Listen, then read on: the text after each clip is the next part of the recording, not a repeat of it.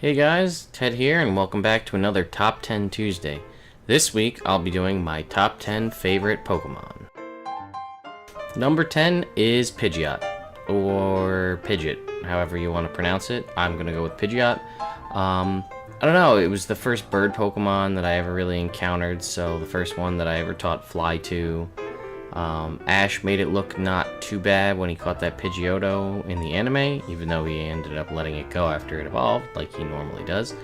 But I don't know, I always thought it would be kind of cool to have a Pokemon that I could send out and then use to fly around the world, and I don't know, I mean, I realize you could teach Fly to a lot of Pokemon, but some of them they're not actually big enough to ride, so, yeah. Number 9, Greninja. It's one of the, obviously, a newer Generation 6 Pokemon, but when I first saw the final forms of the Gen 6 starters, it wasn't even a contest. I knew Ninja Frog. I mean, I don't think I need much more explanation than that. Plus, I mean, super great at battling. Next up is Lugia. This is going to be the only legendary Pokemon you're going to see on this list. And Lugia's always been my favorite. I was never a really big Mewtwo guy, or any of the legendary birds, or the beasts, or any of the ones since then. Lugia just always stuck with me as a really cool designed Pokemon. It had really awesome special attacks and Aeroblast, and maybe it's all harkening back to Pokemon the movie 2000, and how much I seem to really like that movie as a kid. I don't know. But Lugia is still my favorite to this day. God, was that 15 years later? Jeez. Number 7 is Caterpie. I don't know what it is. Again, probably the first bug Pokemon I ever caught, which happens to also be my favorite Pokemon type. I don't know, I just thought Caterpie was kind of cute, and what really sold it, again, to go back to the anime, was when Ash first catches his Caterpie, and he's like, why don't you climb up here on my shoulder? And the Caterpie just kind of hangs out on his shoulder, and I was just like, that's so cool. Even though I realized he does that with Pikachu, the fact that it's so tiny and it just can like climb up on your shoulder, I don't know, I just thought it was really cool. To the point where I think back in my gold and silver days, I trained up with holding an Everstone, a Caterpie to level 100, just for the hell of it. Number 6 is Snorlax. I've always been a big fan of Snorlax ever since Red and Blue. A Pokemon that gets by just by sleeping and eating all day is pretty solid if you ask me. And it also probably goes to the one YouTube video that you may or may not have seen, the Snorlax Owns video. I'll put a link in the description and probably put an annotation here on the image of Snorlax. If you're not a fan of vulgar language, don't watch that video, but if you don't mind that, check it out. When my friend showed it to me the first time, I was sold. I mean, Snorlax Owns. You can't hold 10 Pokemon.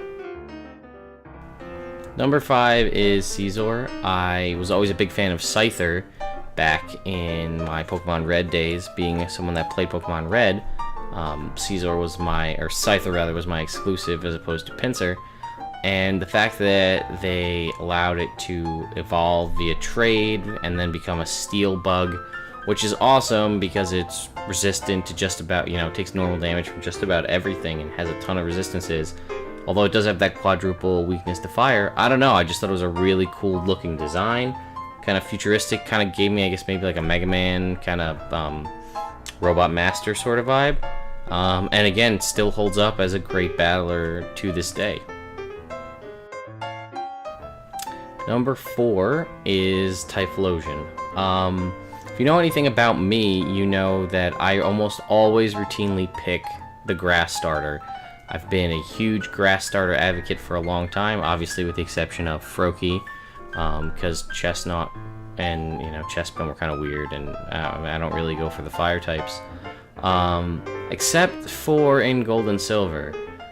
I really didn't like the look of Chikorita at all, because I don't even know what you would try to say that it is. And Bayleaf and Meganium also not very interesting to me. And while Totodile, I mean, it's a crocodile, so I really probably should have been on board with that. I don't know why. Something with Cyndaquil just really stuck with me, and then evolving it all the way up to Typhlosion, just, I don't know. I have like a custom Pokemon poster over on the wall over there, and I got this really cool fan art of Typhlosion with blue fire coming out of it, and it's just, I don't know. The cool neck fire thing was always really cool. Maybe it's because I really liked Jurassic Park Dilophosaurus's maybe, and that whole, I don't know, maybe. But either way, I just wish it was, I mean, with the addition of the new hidden ability, it's a little bit better for battling, but unfortunately, can't have all of your favorite Pokemon be good at battling, so. Number 3 is Dugtrio. Wow, there's a lot of Gen 1 Pokemon on this list. You know, it all goes back to... Actually, I think Dugtrio was the first Pokemon I ever used. Ever. When Pokemon Red and Blue first came out, I didn't even have a Game Boy. I had Game Gear when I was a kid, and then stopped playing Game Gear because of the lack of real games for it. And obviously the Game Boy still continued on to be a very useful tool since then. So one day in study hall, I think when I was in the 7th grade, 2 of my friends had Game Boys with Pokemon and a link cable, and I was just like, what is, they hook up? I didn't even know that was a thing. And they were battling each other, and I was like, this is so cool. And then they were like, do you want to try? And one of my friends handed me his Game Boy, and I mean, it was a Venusaur. I was playing a Dugtrio versus a Venusaur, so obviously I was at severe type advantage, but I didn't know what to do, so I used Dig, and I avoided an attack, and I don't know, I just thought it was the coolest thing. So like the next day, I think, or the next week, Game Boy Colors came out, so I went out and bought one, and bought Pokemon Red, and obviously the rest is history. Plus, I remember on at least one playthrough of Pokemon Red, I used Dugtrio more than my starter, because it was so much faster, and it would just outspeed anything back in those days. So Dugtrio made it with me all the way through the Elite Four, and you know, I still use it to this day. It's not that bulky, but it does have you know, kind of niche that you can throw it in, and sometimes it seems to throw people off a little bit. They don't know, they're not expecting Dugtrio when you have other great ground Pokemon out there. But yeah, Dugtrio. Don't know, and also I heard in an interview that the bottom of a Diglett / Dugtrio might look like a hand. Could you imagine that? Kind of. Number 2, Bulbasaur. The very first Pokemon I ever owned. I picked, in my very first playthrough of Pokemon Red, I picked Bulbasaur. Don't really know why. Maybe because Bulbasaur, dinosaur, and I'm a big dinosaur guy growing up, and I always love fossils and that kind of thing. But I don't know. That I picked Bulbasaur, and I never looked back. And then, in actually every subsequent playthrough of any version of Pokemon Red or Fire Red or Leaf Green or what have you, I've never chosen anything other than Bulbasaur. So, and Venusaur is a great Pokemon that I still love to use in battles, and then we got a Mega Evolution. But yeah, Bulbasaur, just one of my all-time favorite Pokemon. And I wish Pokemon were real, because I would love to have a little Bulbasaur sitting right here while I do this review. But yeah. And finally, number 1. Kind of an oddball pick. And if you've watched any of our Pokemon streams on Wednesdays and you see the art that Son is drawing live, you kind of already know. But number 1 is Kingler. I really don't know, I don't remember when this happened, but I think the anime obviously sold me on Kingler quite a bit.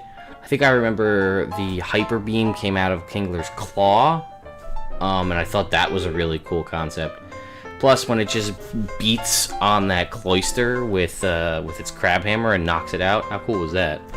And at that time, Crab Hammer was only a Kingler move, and that was a cool concept for me back in the Red and Blue days. It was a move that only one Pokemon could learn. So that was like a really cool thing. I also really love to eat crab's legs. I feel like that's kind of the opposite of liking Kingler, but I don't know. I mean, it's always been one of my favorites. I actually met somebody just the other day who Kingler was their favorite Pokemon as well. It's just having Kingler be your favorite Pokemon is kind of rough when you want to get like a plush or a statue or like a little figurine. I think there's like one Kingler figurine that I have that's like the only one that came out way back in the day. But I love like a Kingler plush or like a cool stylized statue or something. Also, Kingler needs a Mega Evolution for sure, or just give him Tough Claws as an ability so that you can make use of his ridiculous attack power. Actually, I think a future video will probably be my top 10 candidates for Mega Evolution.